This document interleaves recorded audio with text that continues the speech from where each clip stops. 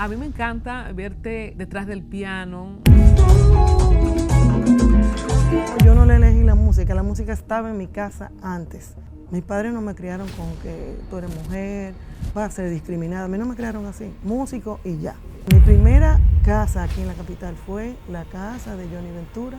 ¿Qué pasa con la banda de mujeres? ¿Qué es lo difícil? En el 1995, por ahí, cuando Juan Luis dice, voy a volver, ya quiero una orquesta, es que me dice, mira, tú vas a ser la directora. Ahí es que me doy cuenta de que no había un manual de merengue para músicos. O sea, no lo puedo creer, con tantos maestros que hemos tenido también.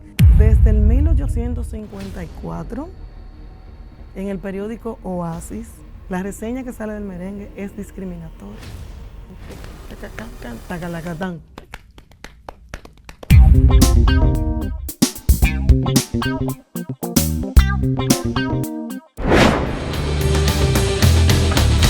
Señores, estoy feliz, contentísima de iniciar esta serie de los músicos.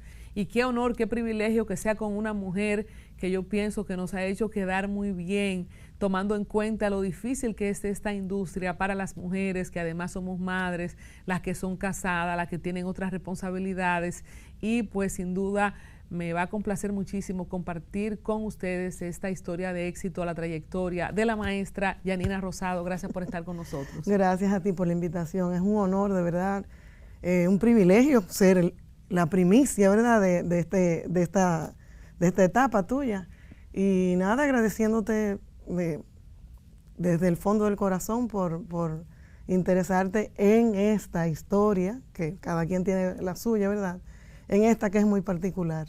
A mí me encanta verte detrás del piano, en ocasiones que te he visto con tu traje, con tu corbatín, y la gente que me ha seguido sabe que, bueno, yo soy una atrevida también en emprendimientos que lideran hombres, y sabemos que la música, ciertamente, y más la música tropical, y siendo directora de la banda de Juan Luis Guerra en esta etapa, pero con una dilatada trayectoria, que quisiéramos compartir especialmente para visibilizar el aporte que los músicos, quizá los que están detrás del telón, los que están en las grabaciones, aportan a que uno sea tan feliz, porque el merengue sí que nos hace feliz. Claro, no, una música para celebrar, como en sus inicios. Mira, yo soy de Santiago Rodríguez, nací ahí, mi papá era músico, profesor de música, teníamos una escuela de música en el patio de la casa.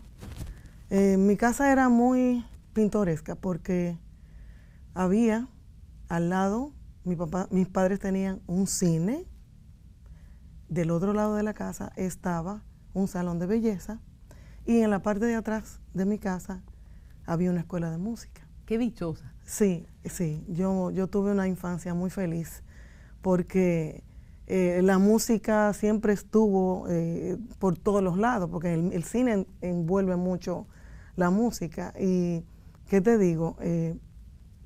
Mi infancia fue increíble. No.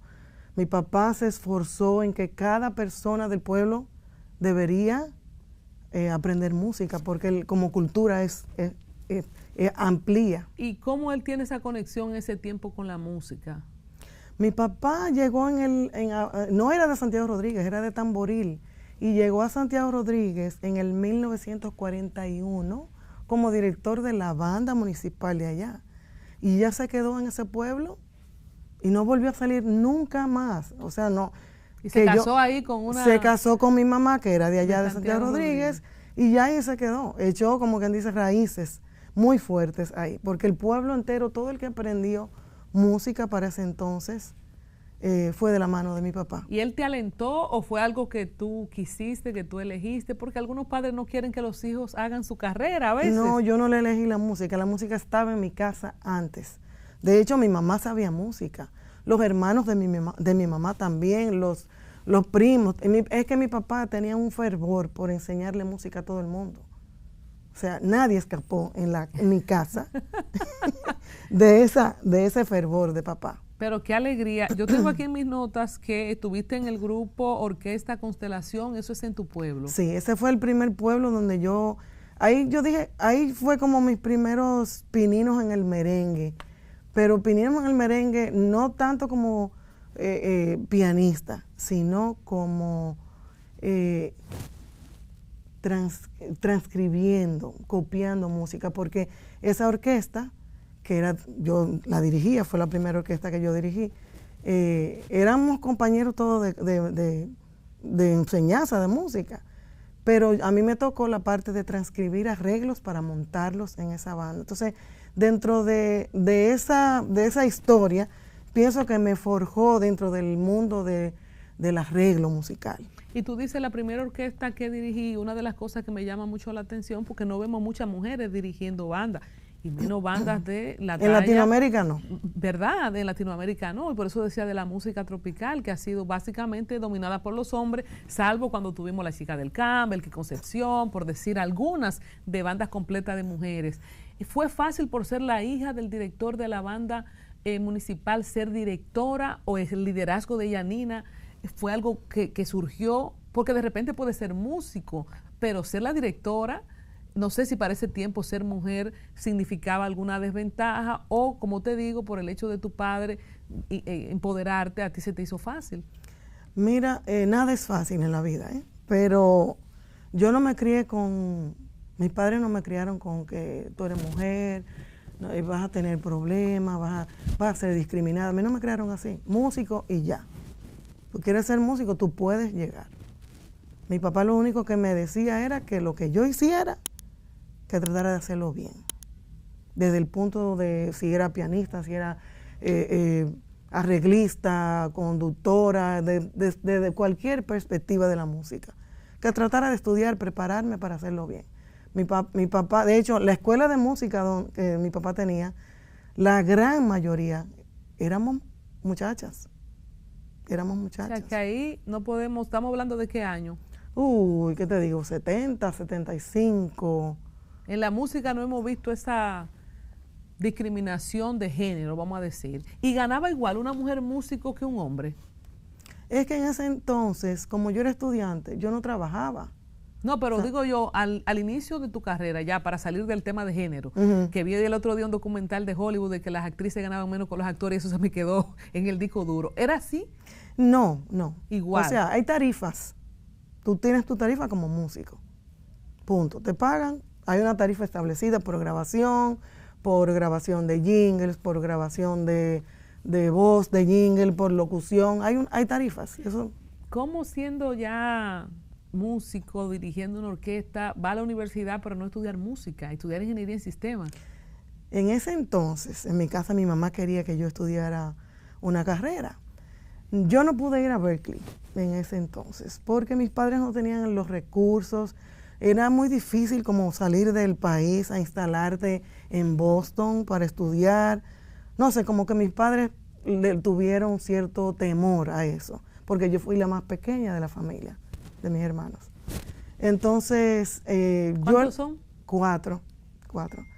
Yo soy la más pequeña, entonces yo fui a estudiar ingeniería de sistemas y después, para que tú veas, la tecnología entra en la música y desde un punto de vista pues fue bien para mí, aunque no terminé la carrera de música en ese entonces, de sistemas. Yo llegué hasta el 5º semestre de la carrera, pero la música pudo más, porque en eso yo trabajaba en los fines de semana con la Orquesta Constelación, pero ahí es que conozco a Johnny Ventura. Bueno, creo que un capítulo importante dentro de lo dichosa que ha sido, porque trabajar con dos de los más grandes artistas de la música popular dominicana, el caso de Johnny Ventura, yo no manejaba que ustedes, y bueno, y cuéntanos cómo es que se conocen, que es una historia muy bonita también, que él llega a tu pueblo. Johnny Ventura, sucede que las fiestas patronales de Santiago Rodríguez son en septiembre, y una de las fiestas cumbre, el 24 de septiembre, era con Johnny Ventura. Ya ese era el cierre de las fiestas patronales. Y yo empecé como desde una semana antes a sacar el permiso, porque yo estaba jovencita, 17 años, yo no recuerdo. Y mamá me dio permiso. Entonces, cuando voy a la fiesta, me siento al lado de Andrés Mejía, que era el pianista de de ese entonces del combo show de Johnny Ventura. Como él me ve sentada la noche entera, me pregunta, ¿tú estudias piano? Porque es raro, era una muchacha joven, al lado la fiesta entera. Yo no fui a bailar. Pero sobre todo, señores, que se te gobernaban los pies cuando Johnny Ventura arrancaba. Entonces tú estabas ahí sentadita. Yo estaba enfocada. Es que mi alma es de músico. Entonces me senté al lado de él y él me pregunta, ¿te atreves a tocar? El próximo tema que vamos a tocar es Las Indias de Baní. ¿Te atreves a tocar? Yo le dije, yo me lo sé. Sí me atrevo. Y cogí el piano, ahí me dieron, ya tú sabes, el pueblo, hacia nosotros, todo el mundo aplaudiendo y cosas. Pues para no cansarte la historia, Johnny Ventura, semanas después, se apareció en mi casa. Porque en ese entonces estaban teniendo auge los grupos femeninos como las Canelas, que era un grupo que Johnny Ventura padrinaba. Y él fue a buscarme a mi casa. Ya tú sabes, fue una reunión con mis padres, mis tíos, todos mis hermanos mayores, todo el mundo estaba ahí. Y yo estaba temerosa porque no sabía lo que iba a pasar. Para mí, yo daba como... Yo no decir que no. Sí, pero cuando yo oí la pregunta que hizo mi mamá, pero es que ella no tiene dónde vivir en la capital. Ahí fue que yo dije, lo están considerando. Y Johnny Ventura le dijo a mi mamá, sí, ella sí tiene dónde vivir, en mi casa. Entonces, mi primera casa aquí en la capital fue la casa de Johnny Ventura, que le estoy inmensamente y eternamente agradecida a doña Fifa y a don Johnny, que me acogieron en su casa como un miembro más de la familia. Oh, wow. Y entonces, tú eras una muchacha, los hijos de Johnny estaban más pequeños, me imagino. Sí, estaban chiquiticos. ¿Y cuánto tiempo duraste viviendo en la casa de Johnny? Yo duré en ese grupo como un año, en el grupo Las Canelas. Dirigiendo. Sí, dirigiendo y tocando. Al arrullo de la palma pienso en ti. Incluso haciendo arreglos, le hice arreglos a ese grupo. ¿Y ese grupo La Canela fue antes o después de Las Chicas del Can? Estaba más o menos ahí. O sea, que hasta en eso Johnny Ventura y Wilfrido tenían competencia. Sí. Las Canelas y Las Chicas del Can. Yo no sabía eso de La Canela. Había muchos grupos en ese entonces. Mira, estaba La Chica del País.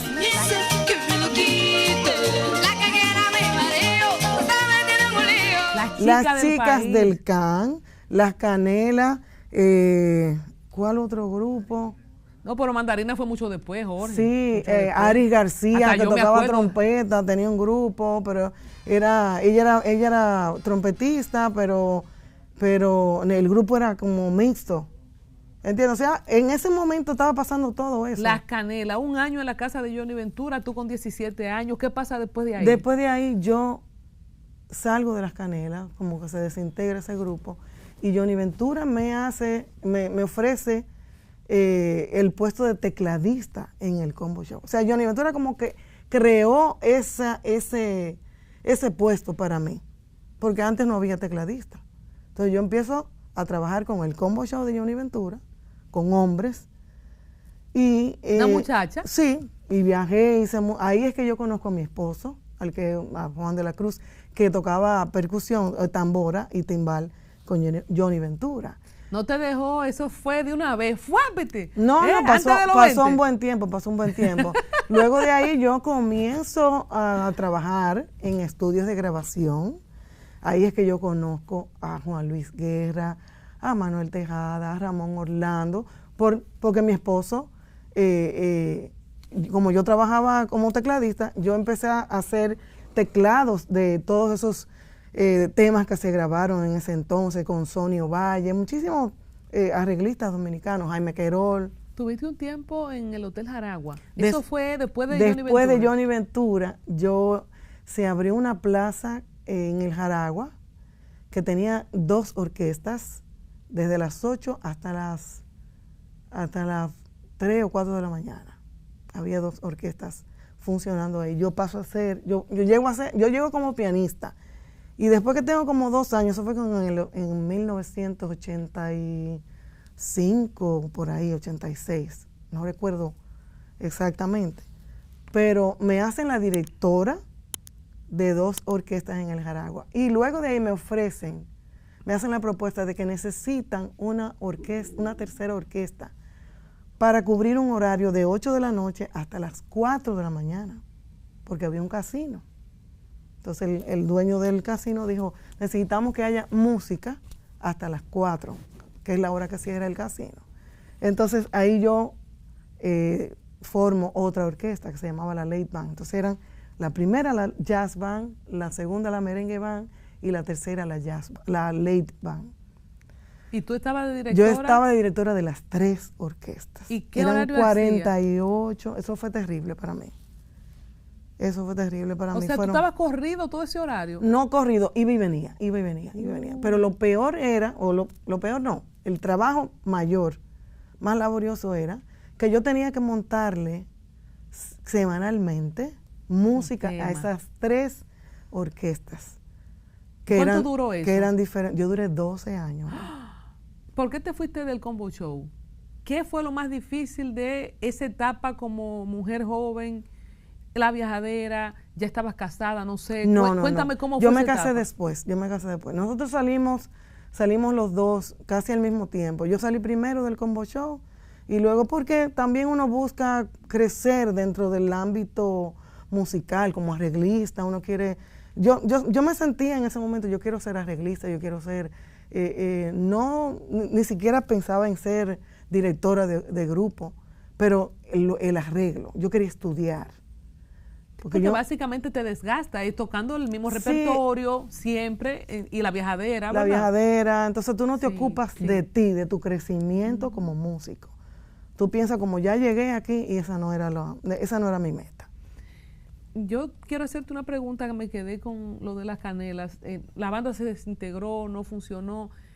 ¿Por qué no hemos tenido como es tan difícil tener una banda solo de mujeres? Porque hay bandas emblemáticas que tienen toda la vida. Bueno, Los Rosarios, intacta, la banda de etcétera. No me voy a poner a mencionar nombres. ¿Qué pasa con las bandas de mujeres? ¿Qué es lo difícil? Lo difícil es estudiar música. Parece, la preparación no es lo mismo una mujer tocar trompeta que un hombre. Por la potencia es un instrumento fuerte. Saxofón, aquí las escuelas de música solamente preparaban como mayormente en el piano. Casi todas las escuelas que tú ves de música son o piano o violín. Ninguna escuela tiene como ese enfoque en instrumentos de viento. Entonces nuestra música es mucho mambo, el merengue es muy enérgico.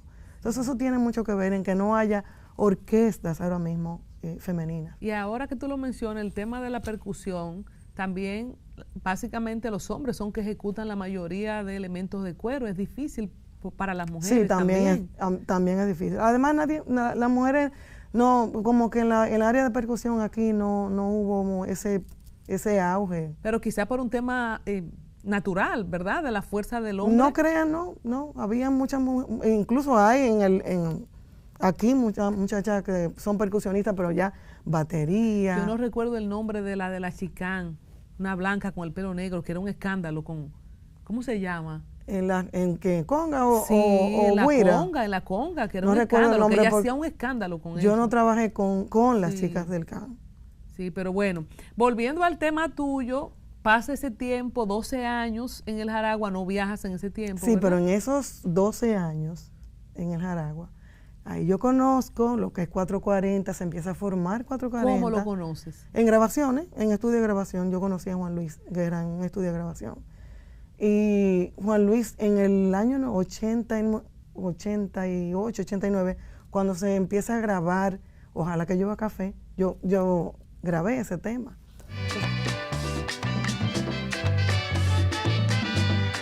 Entonces ahí es que Juan Luis decide hacer un grupo, pero al principio no era un grupo como una orquesta per se establecida, sino que se hacían diferentes eventos y se ensayaba como para cumplir un evento. Hay que decir algo, que además de todo lo que vemos de los músicos, ustedes tienen una buena cuota también de grabaciones en estudio. Sí. O sea, a ti te buscaban mucho también para hacer estas grabaciones al margen de los picoteos, de si el hotel, de la orquesta.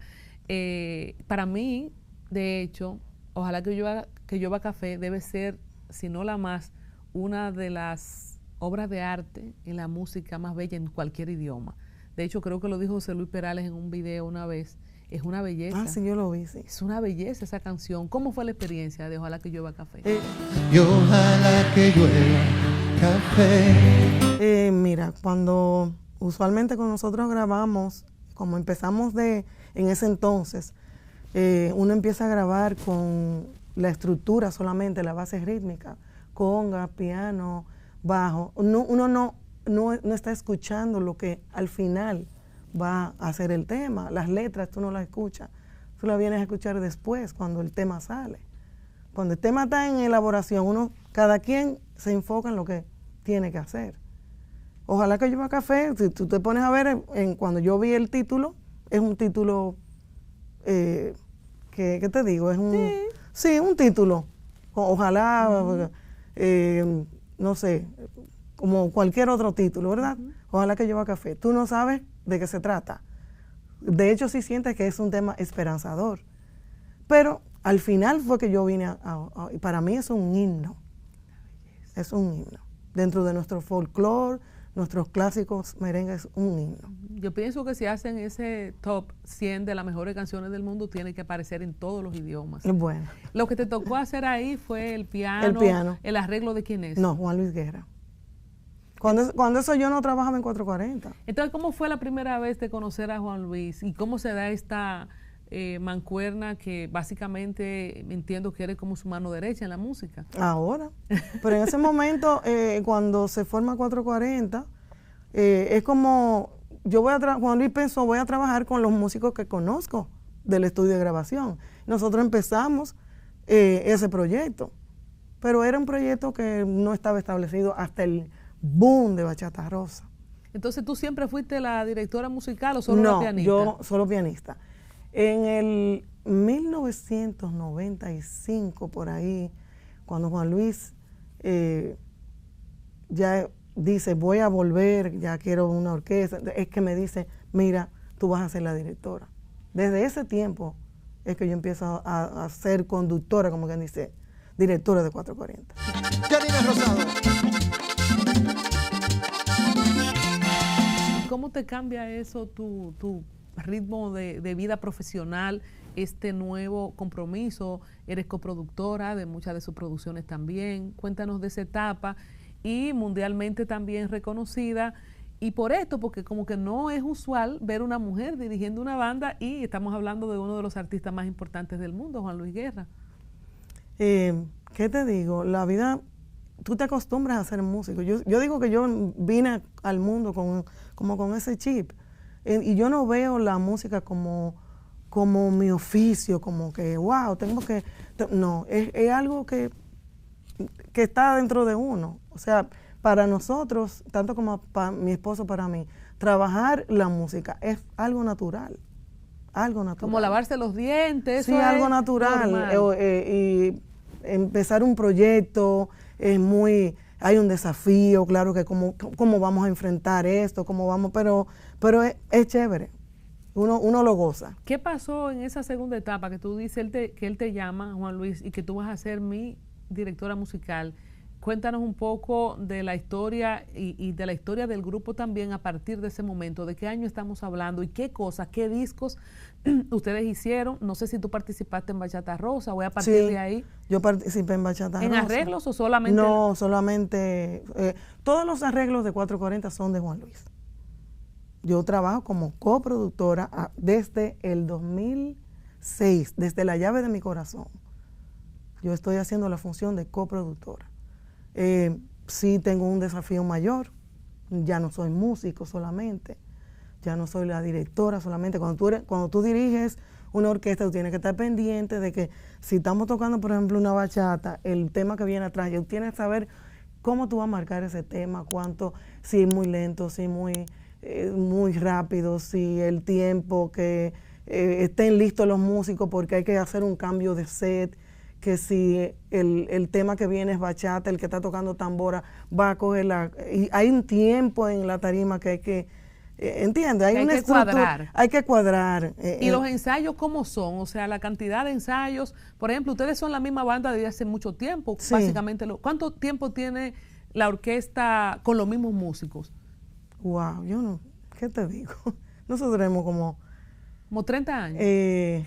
Bueno, yo tengo como 34 años. Mi esposo, que todavía empezó primero que yo, tiene como 35, qué sé yo, 35, 36 años. Y entonces una orquesta tan acoplada, que son ustedes mismos de décadas, como quiera ensayan, o sea, eso que tú dices, para uno montar un tema, quitar otro, cuando hacen las giras, los conciertos, ustedes tienen su tiempo de ensayo, permanentemente ensayan. Sí, sí, cuando hay eventos nosotros ensayamos. Lo que pasa es que, acuérdate que Juan Luis está siempre como grabando temas nuevos, entonces tú tienes que incorporar temas nuevos dentro de un repertorio. Entonces, si vas a ensayar los temas nuevos nada más, no vale de nada, tienes que ensayar todo el cuerpo para ver que el show funcione, que tenga, y si hay que cambiar algo después de un tema, se cambia a tiempo. Algo que yo observé en La llave de mi corazón, que es un disco riquísimo, porque tiene, no sé si se le puede llamar mambo, salsa, merengue, o sea, tiene muchos colores diferentes. O sea, no sé si me puedes compartir un poco de la experiencia, cómo se eligen los temas, porque bueno, hay bandas que solo hacen merengue, que solo hacen bachata, que solo hacen salsa, pero además ustedes hacen cosas que es difícil catalogarlo en ritmo, que son fusiones muy ricas, que son únicas también de 440. Lo que pasa es, yo siempre lo he dicho, que Juan Luis es algo inusual dentro de la música, porque él es el compositor, él es músico, él es el arreglista, él es el productor de sus temas. Entonces, y el cantante. Y el cantante. Entonces, cuando se dan todos esos, todas esas funciones dentro de una producción, el artista dice, bueno, voy a hacer, tengo un tema que quiero que sea bachata, este va a ser balada, este va a ser un blues, esto va a ser bachata con son, o va a ser una fusión con... Ya nace con él. Él sabe lo que quiere. Pero entonces eso exige un nivel musical, o sea, todos ustedes tienen que tener un alto nivel para poder, porque tienen que meterle a todo. O sea, y como tú dices, tienen que ir pasando de una cosa a otra en un mismo show. Yo no sé si tú participaste en el disco donde está el farolito, la coquillita, que son muy rápidos, que tienen mucho de sí, pero ya ese es merengue típico. Exacto, tienen mucho del acordeón, pero súper acelerado. No sé si tú participaste ahí. No, porque eso fue con un conjunto típico, el farolito y la coquillita. Yo con un trío. Ya esa no es la orquesta de 440. O sea, eso fue un tema que Juan Luis quiso grabar, farolito, a canto de hacha también, pero la orquesta 440, o sea, saxofones y trompetas no participan. ¿Y cuando lo montan en espectáculo, por ejemplo? Yo toco el acordeón, pero desde el teclado. Qué interesante, que fue un tablazo también. Hay temas cristianos, una de las cosas que no nos imaginábamos, el éxito, algunas personas, ¿verdad?, de Las Avispas y todo ese disco, que es un disco prácticamente de contenido cristiano. ¿Cómo se llama ese disco? Para ti se llama el disco. Yo no sé si ustedes esperaban ese éxito, porque hay cosas que tú la haces, específicamente si tú tienes una identidad filosófico-religiosa como para ti, mira, yo quiero hacer esto. Bueno, se llama Para Ti. Yo no te sé decir, eso habría que preguntarle a Juan Luis qué él sintió en ese momento. Jesús me dijo que me ríe. Pero el disco fue un exitazo también a nivel de ventas y todo. No sé si el disco más exitoso en un tiempo, o si ustedes tienen como ese récord, pero yo recuerdo que pasaron muchas cosas, que se ganó Grammy. El más exitoso es La llave de mi corazón, porque ese ganó como 5 Grammys. Y disco de oro y toda la cosa. Sí. Y Grammy americano ganó. Wow. También. ¿Tú has tenido el reconocimiento como mujer, como directora de orquesta a nivel internacional? ¿Te has visualizado quizás, tú dices, bueno, las mujeres quizás en el tema, y yo sé que tienes un libro que quiero que hablemos de eso también, de ese legado que quizás podamos motivar a profesionalizar, si se puede decir la palabra, el tema de la música y más la música tropical? No sé si lo ve desde la perspectiva de género, o si abierto, o si motivas a mujeres que pueden hacer lo que tú haces. No, abierto, que la música no tiene... Una mujer puede dirigir una banda, claro, y eso no es un tema. Claro, una mujer puede ser arreglista, ¿qué te digo? Directora, pues ingeniero de sonido, batería, todo. La música no es de un género. Me queda claro. Has trabajado con gente como Luis Fonsi, Miguel Bosé, Ricardo Arjona, Mili Quesada. También, ¿qué has hecho para ellos? Yo le produje el disco de Mili que se llama Aquí Estoy.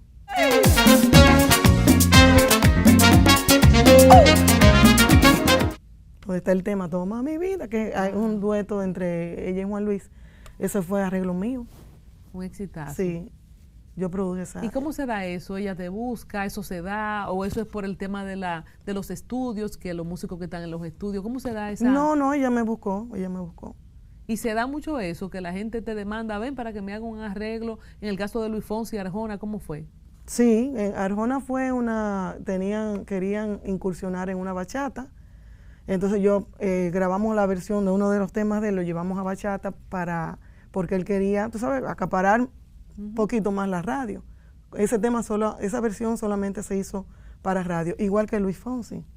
Hay muchas versiones que se hacen porque tú sabes que ahora la radio está segmentada, estos tocan balada, estos tropical, otra un poco más balada o bachata o otra cosa. Entonces, para ampliar un poco con la difusión, se hacen varias versiones de un mismo tema. Bueno, no siempre tenemos la oportunidad de hablar con una maestra de la música que ha ejecutado, como dijimos, y estando en la orquesta de Juan Luis, muchos ritmos tropicales. Antes de entrar al merengue en detalle y de este precioso manual que nos entrega el merengue contemporáneo, me gustaría tocar el tema de la bachata, ya que ustedes también han hecho bachata, tanto en colaboración con estos artistas como para Juan Luis.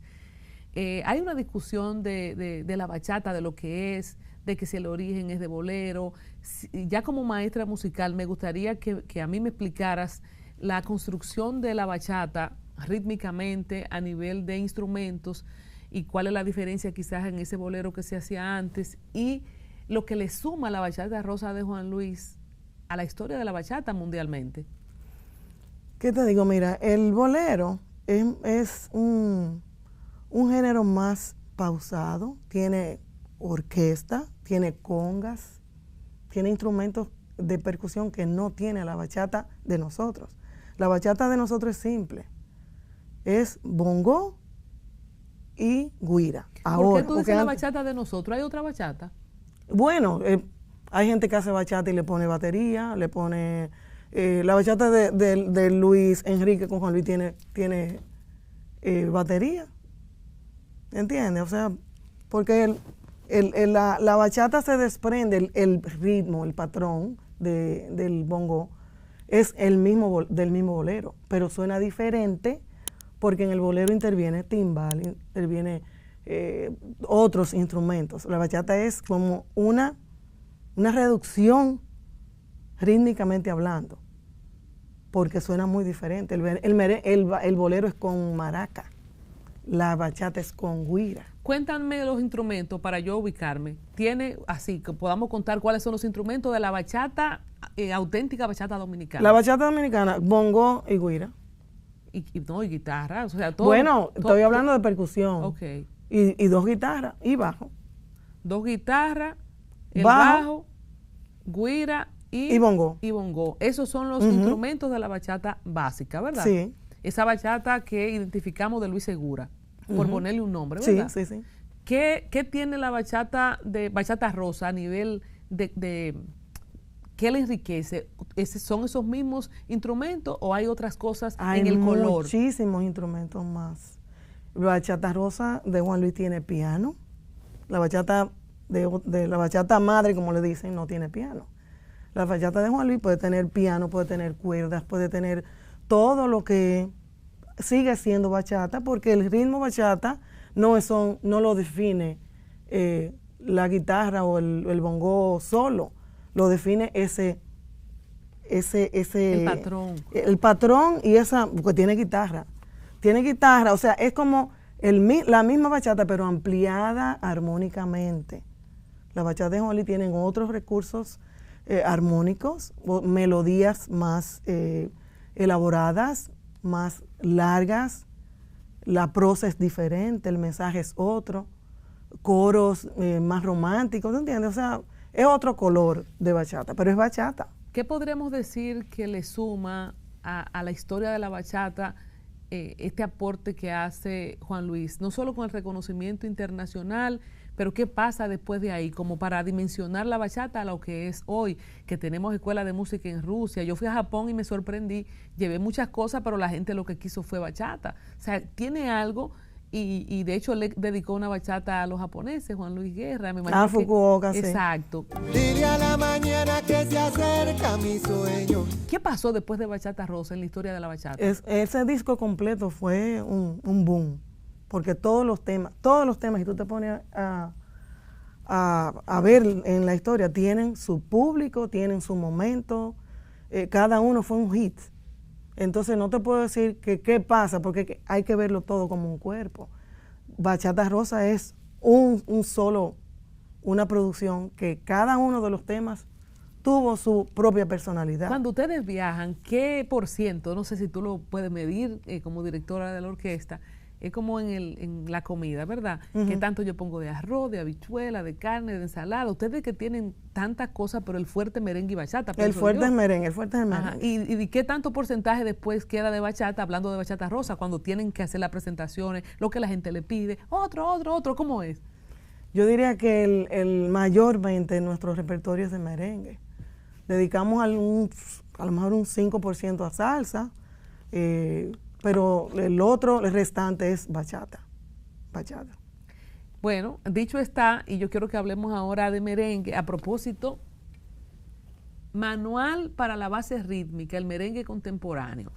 Nosotros tenemos la virtud, siendo una media isla, de tener 2 ritmos musicales bandera mundial reconocidos por la UNESCO, la bachata y el merengue.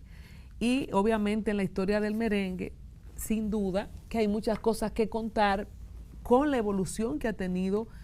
Cuando dices el merengue contemporáneo, vamos a hablar de la estructura, qué tú persigues con este manual. Tenemos muchas variaciones de merengue. Hay una discusión que tenía Johnny Ventura, que en paz descanse, que si el merengue de Omega no es merengue. Edifícanos. Ok, mira, esto yo le puse merengue contemporáneo porque tú sabes que el merengue, el que nos antecedió... El típico. No, el de orquesta. Era un merengue que tenía paseo, merengue y jaleo. O sea, compadre Pedro Juan, ese paseo. Ya los merengues de ahora no lo tienen. ¿Tú podrías hacerle una introducción para los que no sabemos de música, además del qué es el paseo, de dónde viene, por qué se saca de la estructura, qué es el jaleo y el merengue? O sea, tú lo dividiste en 3 estaciones. El paseo es lo que nosotros tenemos. El paseo es la herencia española en nuestra música, porque nuestro merengue tiene 3 fuertes influencias: la africana, los ritmos, la taína, que es la guira, y la española, que ahí es que entra el paseo, ese paseo que es como en los salones de baile era la introducción como para sacar a la dama a bailar, invitar a bailar. Y llegar a la pista, cuando empezaba el merengue, compadre Pedro, ya empezó el merengue, ese es el cuerpo del merengue. Entonces el jaleo, cuando viene la parte del baile, compadre Juan, esa es la última parte del merengue. El merengue estaba dividido así. Es el merengue de orquesta, el de salón. Me estoy refiriendo no al merengue de enramá, que es otro tipo de merengue típico. Nosotros somos tan ricos que tenemos 2 merengues, 2 historias paralelas del merengue, de un mismo patrón. Porque si tú pones a ver, el típico siempre ha estado. Y el merengue de salón tiene otra sonoridad, aunque tiene los mismos instrumentos, pero tienen 2 historias diferentes. Y a mí me gustaría, para aprovecharte, que edifiquemos de tu voz cuándo surge el merengue de salón, y no sé si sabes por qué o cuál fue primero. Me imagino que el típico fue primero. No, el típico fue el primero, claro. Incluso antes se tocaba con guitarra. Cuéntanos esa historia. La historia, bueno, más o menos en el libro yo doy una breve reseña de cómo llegamos hasta aquí, ¿verdad? El merengue se tocaba con guitarra, tambora y maracas incluso. o una guira estriada, que era como el higüero, ¿verdad? Después que se toca la guira de metal.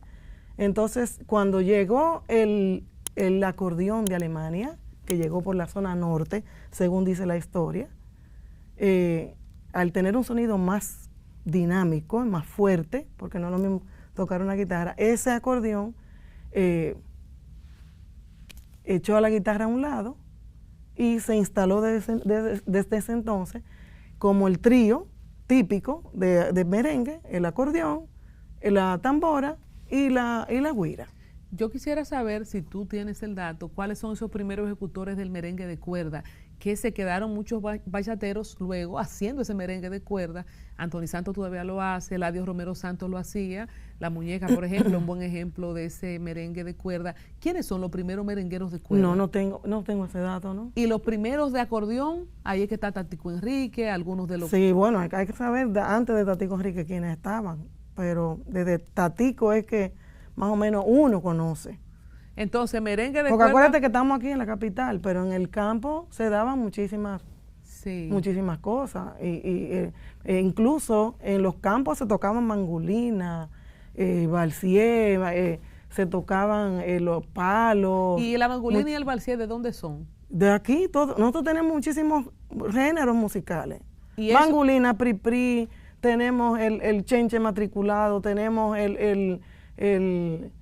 ¿cómo se llama? ¿Y la mangolina no es merengue? ¿O el merengue tiene algo de mangolina? No, la mangolina ¿Cómo no, suena la no es mangolina? merengue. ¿Cómo yo te toco ahora mismo una mangolina? Dios mío, necesitamos instrumentos aquí. ¿Tú sabes quién tocaba? Solano tocaba mucha mangolina. Si acaso me ven a mano la, díganme que yo lo quiero ver. Esa es la mangolina. Exacto. ¿Y el pri-pri? El pri-pri es otro tipo de merengue. Mira, que yo creía que un pri-pri era cuando uno tenía un cámpero, señor, y un pri-pri es un ritmo musical. Sí. Mira, déjame tu pri-pri, así decían Aquí allá. hay muchísimo. Déjame decirte que nosotros tenemos una riqueza en música increíble. Lo que pasa es que se están perdiendo esos. No lo vamos a permitir, para eso es esta Bueno. serie. Y por eso te pedía contarnos la historia de cómo llegamos hasta aquí. Establecemos que fue primero cuerda, lo está diciendo Yanina Rosado, no lo digo yo, no lo dicen Bladurán No, ni los dice la bachateros. historia, Por dice eso, la historia. la No, historia, ¿no? Porque yo no estaba ahí como cuando los eso. bachateros, yo he entrevistado varios bachateros, como Zacarías Ferreira, que dicen, es que este es el merengue original, porque los bachateros hacen ese merengue todavía, un merengue de guitarra, porque la tienen ahí, ¿no? Entonces viene el acordeón, como dice la historia, a través de la costa norte, y luego, ¿cómo pasamos al merengue de salón que tiene el paseo, el merengue y el jaleo? Ese merengue de salón, tú sabes que había que adecuarlo, el merengue a la sociedad. Porque acuérdate que el merengue típico se tocaba en las zonas rurales. Ya aquí, y según dice la historia, Juan Bautista Alfonseca, que era no sé si era teniente, coronel, fue el primero en escribir un merengue para las bandas musicales. Según tengo entendido, ese merengue de salón se empieza a instaurar por un decreto en el 1800, no recuerdo ahora mismo en qué año. No es con Trujillo. No, muchísimo antes. Que yo creía que era muchísimo Trujillo antes. que había instaurado esa Yo creo Big que Band. fue Pedro Santana, que en cada, donde quiera que hubiera un regimiento, debía haber una banda municipal. Entonces esa banda municipal empezaron a tocar merengue. Y así como esas bandas, las bandas eran las que tocaban los bailes. Pero Yanina, ese merengue, el merengue que tenía ese cuerpo que mencionamos, no el merengue rural. O sea, desde los 1800 hay merengue con tenía paseo. sí, tenía paseo. Es lo que te digo, tenía esa forma porque la introducción era el paseo para que el galán invitara a una dama. Herencia española. Exacto, Bien. la herencia española. No fue Trujillo. ¿Qué es el No. aporte que se dice que hizo Trujillo cuando le dio ese nivel al merengue? No sé lo del maestro Luis Alberti, Bueno, ¿de qué año es? No recuerdo, pero acuérdate de algo. También dice la historia que Trujillo se valió del merengue como promoción política, porque donde quiera que había un trío o algo para tocadera y una banda tocando, la gente iba. Entonces era una manera de... O sea, que ya estaba el merengue. Sí, claro que sí. Estructurado como Sí, de salón. Claro que sí. ¿Qué cosas pasan para llegar al merengue contemporáneo? Ya haciendo las cuerdas, el merengue de enramá, el merengue de salón, y tú dices, bueno, el merengue contemporáneo. Y sabemos ya la historia del combo show, que él recorta, ¿verdad? Johnny Ventura creo que es el primero que lo hace, ¿verdad? Que recorta esa big band. Sí, un combo. No, la big band, el combo era una big band reducida. Entonces, por eso se le llamó combo show. ¿Es Johnny Ventura el Johnny primero? Ventura, bueno, ¿qué te digo? Como grupo que internacionalizó, sí, hasta donde yo entiendo. Y para la O sea, como época, orquesta. y para también tenemos a Félix del Rosario. Sí, después vino Félix de Rosario, después Wilfrido Vargas y todo lo que tú conoces de ahí para adelante. Por eso yo le llamo merengue contemporáneo, porque es un tipo de merengue que no es aquel merengue que tiene paseo. Ya eso no lo tocamos. Y el jaleo sí lo tiene. El jaleo es todo lo que implica que llegó la segunda parte, donde hay coro, mambo. Y que llegó, coro. suelta el mambo. Sí, el mambo, exactamente. mambo, que creo que José Esteban, de los primeros que también hablaba del mambo, en esa parte de cuando el merengue se pone así. El mambo, para dar la vuelta. El mambo es la parte donde los saxofones tienen su intervención, la orquesta, y el cantante canta, el coro de manera como responsorial. El coro le contesta, el cantante, ¿no entiendes? Hay esa comunicación. Siempre hubo saxofones en el merengue, siempre hubo vientos. Hablemos de la construcción, y yo sé que la gente, ¿verdad? Yo no sé dónde los músicos pueden encontrar el libro, tú nos dirás, pero para que nos hables un poco del contenido del libro y estableciendo los elementos, qué sé yo, los instrumentos que tiene el merengue contemporáneo. Ok, mira, yo por eso le llamo merengue contemporáneo, porque las congas, en aquel entonces ese merengue no tenía congas, tenía tambora y guira.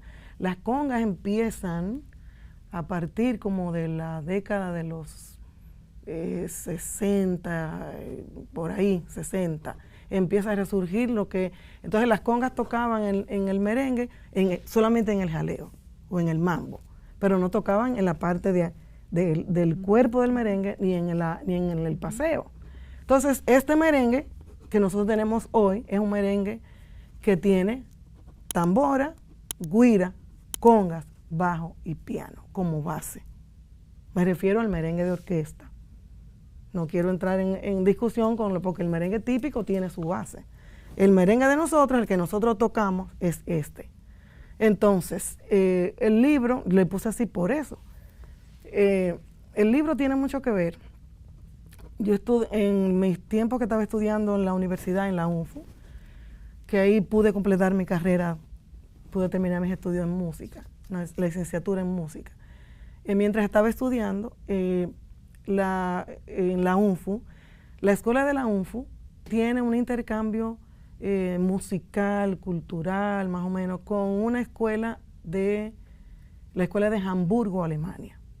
Entonces, esas cápsulas que teníamos como que hacer los estudiantes para compartir con ellos, empezamos a grabar videitos de merengue. A mí me tocó tocar el piano en uno de los videos y preparar más o menos cómo era el tumbado de merengue para enseñarles a ellos en el intercambio, ¿verdad? En ese momento es que me doy cuenta, cuando empiezo a buscar datos para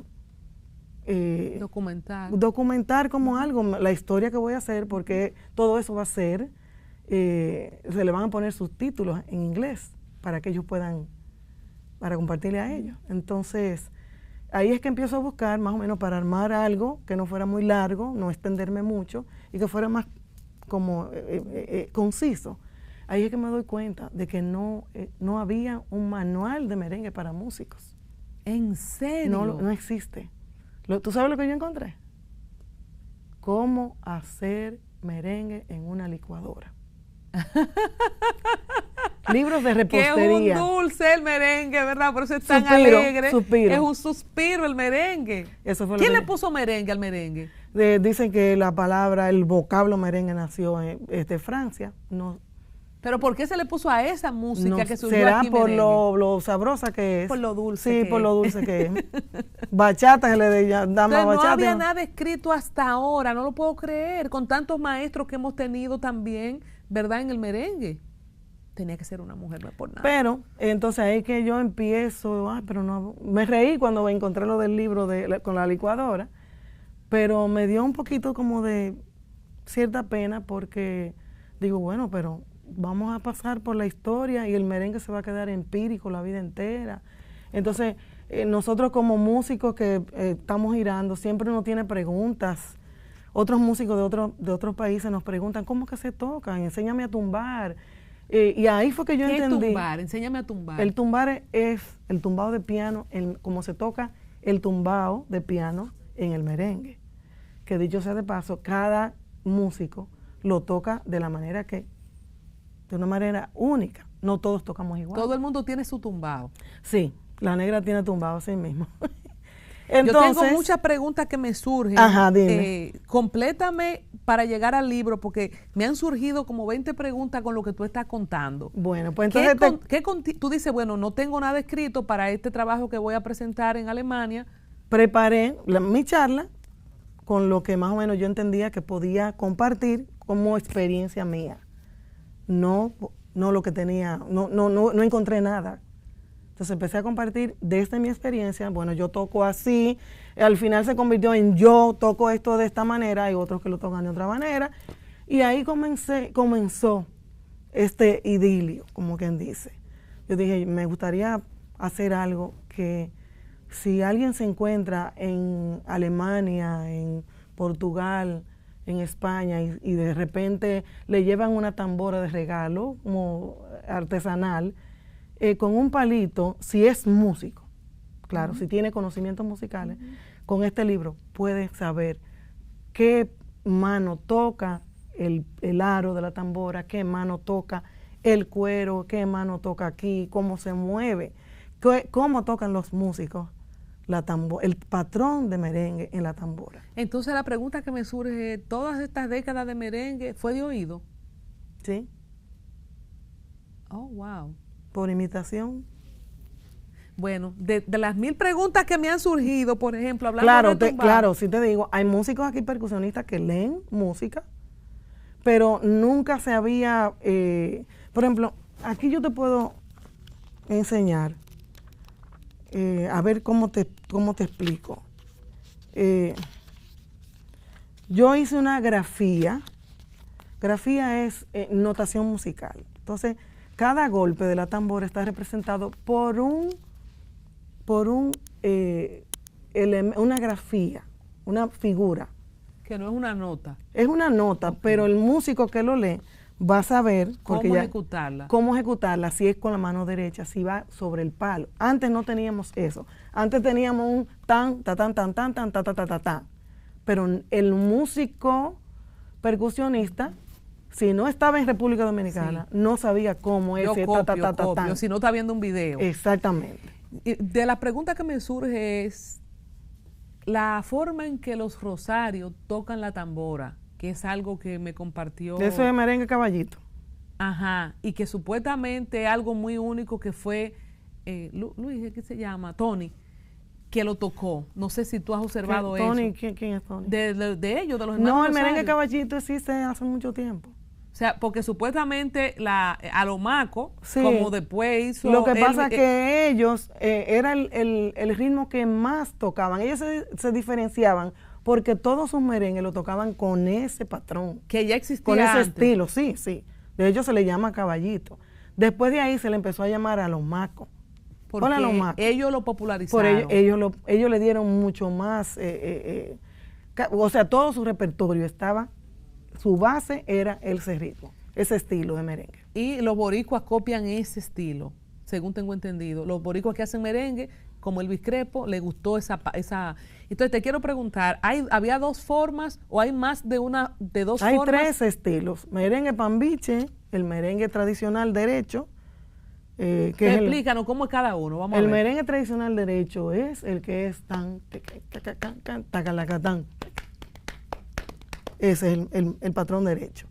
El pambiche es, para decirte un tema más o menos que lo tenga, pambiche de novia de Juan Luis. Dominicanita, tan, ese merengue, De que Solano. usualmente es mucho más lento. No han desaparecido el pambiche, se toca muchísimo. Incluso yo pienso, y digo en el libro, que para mí es uno de los patrones de merengue más fusionable, porque se puede fusionar con jazz, con samba, con bossa nova, con ¿Quién lo está haciendo actualmente? muchísima gente. Menciona. Lo que pasa, bueno, el mismo Juan Luis ha grabado varios pambiches. ¿Quiénes más? Entonces vamos por dos. ¿Cuál es el tercero? Johnny Ventura hizo muchísimos pambiches. Es que ahora mismo no tengo ese gran repertorio en la mente para decirte cuáles temas son pambiches. En la publicidad, en la música para publicidad, se usa mucho el pambiche. Entonces tenemos Eliasín lo usa mucho. el también. primero que me dijiste. El merengue tradicional, el tradicional, merengue derecho. El derecho, pambiche y el caballito. Y el caballito. Que él Que es el mismo Alomar. le puso el sello a los hermanos Rosario. Eso es tambora, ¿verdad? Sí, todo eso. Ajá. Hay gente que tambor dice, y güira, tambor hay y gente güira. que dice, si tiene tambor y güira es merengue, ¿es verdad? Es que lo único que se toca con tambor y güira es el merengue. Yo no he visto otra música en el mundo que se toca con tambora. Entonces, De hecho, si no tiene tambora, no es merengue. entonces, la tambora se inventó aquí, en República Dominicana. Según... Porque hay tambores en África, pero no es esa misma no tambora. es esa misma tambora. No sabemos quién inventó la tambora. No sabemos quién fue el primero que se le ocurrió hacer, pero yo pienso que la tambora viene del redoblante. El redoblante que tiene dos tapas, Ajá. se tocaba. Hay gente que dice que la tambora antes se tocaba no se tocaba que se tocaba con dos palos.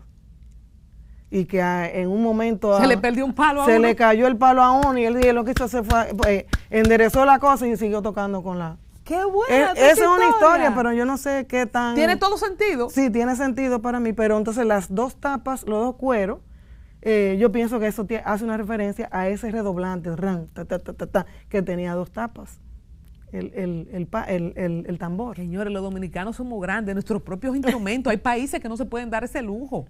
Entonces, si tiene güira y tambor es merengue. Y ahí voy al merengue de Omega, al merengue de los Moreno Negrón, de los Sujetos y de todo lo que pasó en los 2000, ¿verdad? Ese es otro estilo de merengue. Mira, déjame ver si puedo hacerte con las manos. Según la historia, el merengue pambiche se adecuó como para que en la invasión norteamericana los americanos pudieran bailar merengue, porque el otro merengue era muy rápido para ellos. Entonces el pambiche se hizo lento. Uno de los primeros merengues que tenemos de pambiche conocido se llama Juan Gomero. Las muchachas de Juan Gómez son bonitas y bailan bien. Es el primer pambiche que se conoce, del 1854, por ahí no, la fecha exacta no la sé, pero es por ahí. Entonces, eso se tocaba, le llamó pambiche por la tela que vestían los marines, que eran una telita con una palma, Palm Beach. Oh. Entonces, de ahí sale el nombre pambiche. Haciendo historia. Sí, pambiche. Entonces, se le toca ese merengue Juan Gomero, que ya existía, se le pone pambiche, porque era el merengue que los marines podían bailar. Entonces, ese merengue es bien lento, ¿verdad? Bien lento. El derecho es... El pambiche es más golpe, más florido, más ornamentado. Y el merengue caballito es mucho más reducido. Este. Si tú te pones a ver algo, si yo acelero ese ritmo, ya yo tengo el merengue urbano. El mambo violento. El mambo violento, que por ser tan rápido, se le ha ido reduciendo golpes al mismo caballito. ¿Tú has identificado quién lo aceleró? ¿Quién acelera? Pochi Familia, y es otra de las preguntas. ¿Qué trae el fenómeno de la Coco Band, que hizo todo en los 90, Gran Soberano? Eso el mismo, Olímpico? ese merengue más rápido, con muchos coros, muchos cortes de percusión, bien sumamente ornamentado, muchos saxofones, más mambo todavía, más bailable, ¿entiendes? Menos cuerpo del merengue con una prosa, sino letras como letras para bailar, un can, lo que decimos un merengue para bailar. Podríamos establecer que Pochi Familia que lo lleva a esa aceleración, o antes alguien lo aceleró tanto. Yo, hasta donde tengo entendido, no. Creo que Pochi es uno de los primeros en acelerar el merengue a un nivel que no lo habíamos tenido. Creo que con él aunque Wilfrido tocaba un merengue rápido, pero era un merengue más, la orquesta tenía otra intervención, muchos cantantes adelante, era otro concepto. Yo tengo algo identificado también como el merengue de Nueva York, que es el merengue de oro sólido que arranca con los saxofones, como la de la Tanguita Roja. Podemos sacarle un capítulo aparte al merengue de Nueva York, que es ese merengue. ¿Tú sabes qué pasa? El merengue no es ni de Nueva York, ni de España, ni de... El merengue es el estilo que cada quien el concepto con que trabajen. Yo me doy cuenta cuando un merengue fue grabado en Puerto Rico, porque tiene otro sonido. Pero verdad que ese merengue de Nueva York, que es rápido, pero no se oye como el de la Coco Band ni el de Quinito, no. Porque arranca con los saxofones casi siempre. Arranca con el coro. También tiene que ver algo, también tiene que ver lo que se ande buscando en ese momento, el productor, y lo que el ingeniero de grabación también quiera resaltar, porque nuestro merengue es mucho más enérgico y tiene la percusión a un nivel mucho más alto. Ya los otros merengue, el merengue de Nueva York tiene más teclado, más guitarra, otros elementos de allá, loops de menos letra. De hecho, ahí vino el merengue sin letra. La gente siempre busca la manera como de crear su estilo.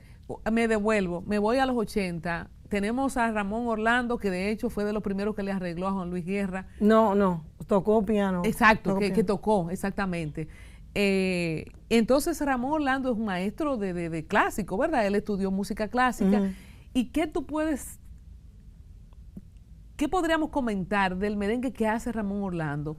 ¿Tiene más estructura de repente que todo lo que hemos conversado ahora de estos movimientos que vinieron después? ¿O es el mismo merengue contemporáneo del que tú hablas ahí? Es el mismo merengue contemporáneo, porque ese tipo de merengue se está utilizando desde Johnny Ventura para acá. Y ese es el derecho, ahí se toca la ahí tambora. No, los tres, tanto el pambiche como el caballito, como el tradicional, se han instalado. Ramón Orlando lo hacía los tres, por ejemplo. Yo no, el pambiche casi no trabajó, Ramón no ha trabajado mucho pambiche, pero sí el merengue tradicional, el merengue derecho, y ahora a lo maco. Tengo algo de Haití, el compact, o no sé si merengue, ¿qué hay de cierto en que nosotros nos hemos nutrido de ese compact o ese merengue que se hace en Haití, o hay alguna similitud o no nos parecemos? ¿Qué te digo? Yo digo que no nos parecemos porque el compa tiene otros elementos y es muy lento, sumamente lento. ¿No tiene tambora el compa? Tocan tambora, pero lo hacen más con batería y siempre mucha guitarra. ¿Es más parecido al merengue de guitarra con el que iniciamos? No, porque el merengue que iniciamos con guitarra, no hay grabaciones. Tú no sabes cómo era. No podemos... si yo me pongo a decir aquí cómo era, voy a especular. O sea, que eso que yo mencioné de Eladio Romero Santos, de la muñeca, no necesariamente él... No necesariamente, porque no tenemos grabación, no tenemos data de esa época. Hay algo interesante que pasó en la última edición de los Grammy y que la gente ha resaltado, que Taylor Swift estaba bailando merengue. Tuvimos a Bad Bunny haciendo con el apechao un número de merengue que no sé cómo llamarle, si es urbano, si es electrónico, no sé si conoces la pieza, si viste... Sí, a mí me pareció grandioso que los Grammy americanos hicieran un opening dedicado al merengue. Para mí como dominicana fue increíble, de verdad que sí. De verdad No sé que si sí. tú has seguido lo que ha hecho este muchacho, el Apechao, que ha sido pianista del Sujeto, de Omega, de muchas bandas, y ahora él también tiene su propia Ese es su banda. estilo, ese es su Y estilo. ese merengue urbano igual. Es un estilo, sí, un estilo. Cada quien, es lo que te digo, el piano en el merengue, cada quien le da el matiz, lo que tú quieras. Tener al artista de los números, ¿verdad? Ujú. Que es el artista número uno en número ahora, como Bad Bunny, en diferentes intentos con merengue y bachata, porque él ha hecho como diferentes cosas con los colores, ¿verdad? Ujú. De la juventud. ¿Qué representa para ti una ejecutora del merengue de tantos años que lo ha llevado en alto también a nivel internacional y que este muchacho se interese en intentar con estos Me ritmos? parece grandioso que alguien quiera grabar merengue, de verdad, y no solamente Bad Bunny. Yo he trabajado producciones de merengue incluso para iglesias cristianas en Los Ángeles, en España. Hemos trabajado muchísimo. Lo que pasa es que eso aquí no se ve.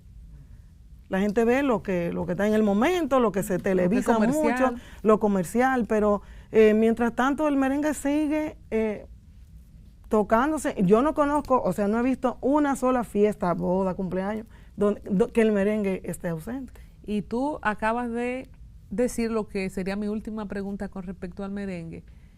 El merengue está llegando a su fin, el merengue se está acabando, son abuelos los ejecutores del merengue. ¿Cómo es que tenemos esta contrariedad de un Bad Bunny haciendo merengue, llevándolo al Grammy, y entonces nosotros no tenemos nuevos muchachos, excepto un Manny, Cruz? O sea, ¿qué podríamos decir para la gente que dice que el merengue está en crisis, que el merengue está en crisis, que son abuelos? Mira, te puedo decir algo. Desde el 1854, en el periódico Oasis, la reseña que sale del merengue es discriminatoria.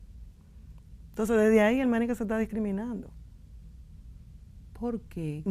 Porque se decía que era vulgar, que sus movimientos de baile eran vulgares, hasta que el merengue ya lo tenemos como...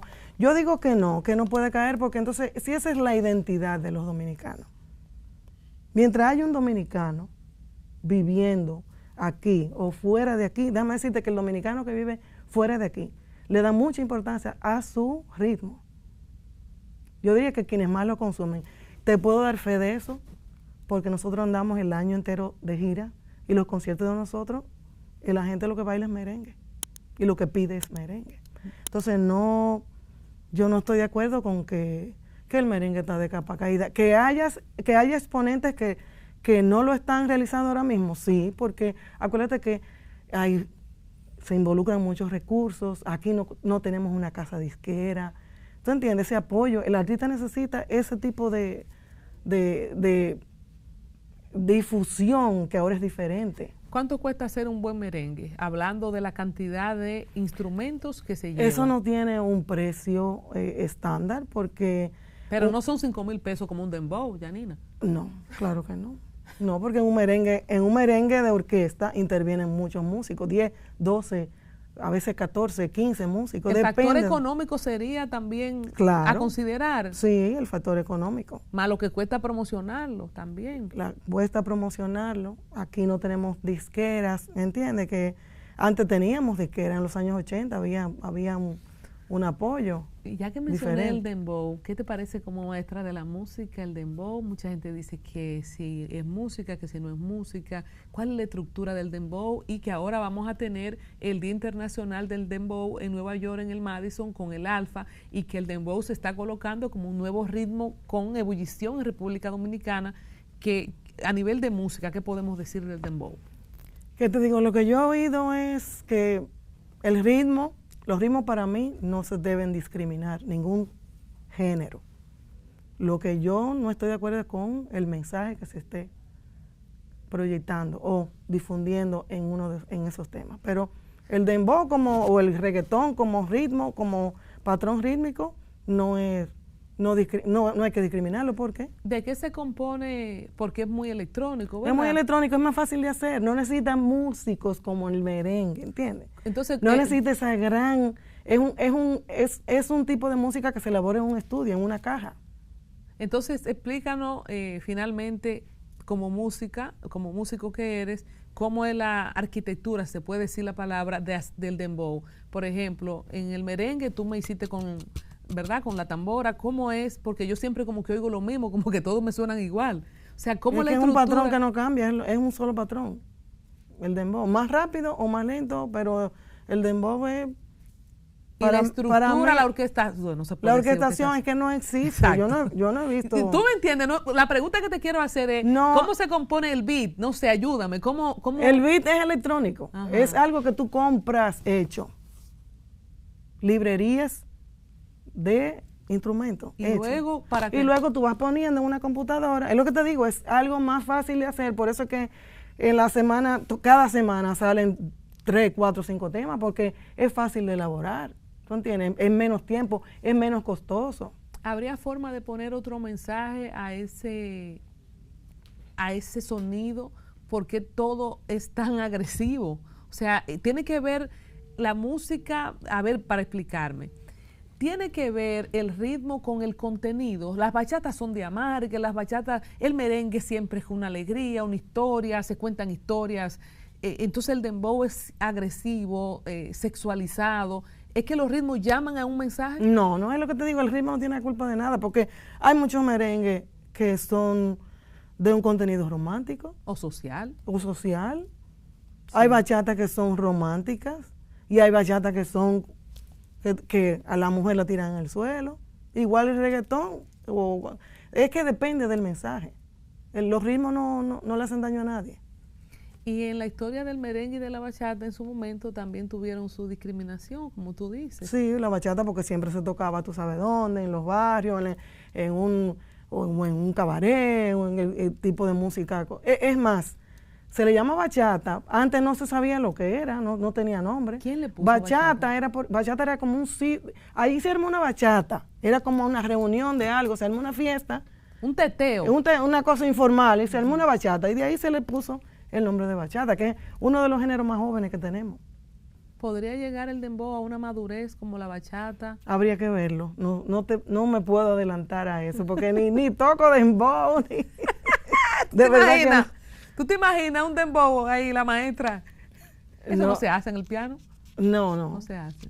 De hecho, hay muy poco. Yo no sé si el dembow ellos usan piano. Todo lo que usan ahí es electrónico. Tengo 2 últimas cosas para concluir. Mencionaste de merengue en iglesias. Yo no sé si ustedes son conscientes, yo tengo también una historia con la iglesia cristiana, pero antes, para adorar a Dios, tenía que ser con música suave. Sacra. Y de eso tengo yo un máster. Hasta la batería era pecado en algunas iglesias. Eso ha cambiado. ¿Ustedes son conscientes del impacto de tener a una banda como Juan Luis Guerra haciendo merengue y que se toque merengue en iglesias? Sí. O sea, eso es algo que sin duda ustedes lo pusieron. No, hay muchas iglesias que tienen su merengue. Pero eso es muy nuevo. O sea, a propósito de tener un merenguero convertido. Las alabanzas son muy alegres. Por eso se llaman alabanza. Y muy movidas. Y eso es, señores, la identidad de nosotros es el merengue. Tuvimos a un Marco Sweet que de hecho hizo una versión en bachata de una de sus adoraciones. O sea que pienso que también es un aporte que ustedes han hecho en la parte religiosa. Finalmente ha recibido un reconocimiento del programa para mujeres de Leading Ladies, sí, de los Grammy. Eso fue el año pasado, en noviembre. Yo me sorprendí muchísimo. Y de verdad fue muy, para mí fue que alguien de la academia esté viendo el trabajo que uno hace, porque uno no se mira. Y nosotros siempre, los músicos, siempre estamos como detrás de algo. O estamos en grabación, estamos en la parte de la producción que no se ve, o estamos en la tarima, ¿tú entiendes? Haciendo una función. No estoy diciendo con esto que si a uno lo ponen atrás me están discriminando, no es eso. Sino que en lugar de los músicos, yo pensaba que nadie estaba pendiente de lo que yo hacía. Cuando ni siquiera en mi país. Pero de verdad, cuando yo pregunté, pero a mí, porque vemos que tú tienes una trayectoria y dentro de las mujeres, ellos tienen un programa con muchachas estudiantes de música.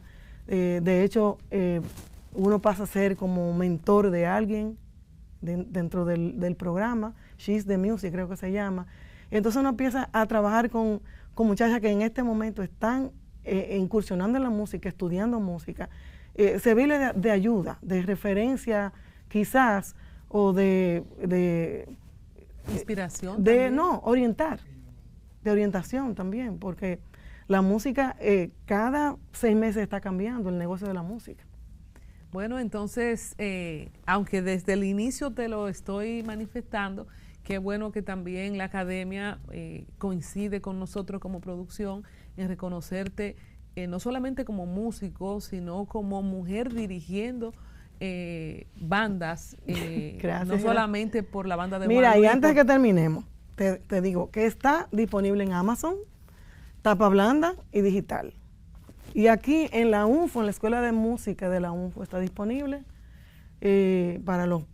He tenido una buena aceptación de mis colegas músicos, lo cual quiero agradecerles por acá, a los que me vean, a los que vean el programa. Estoy muy agradecida del apoyo de todos mis colegas, de verdad.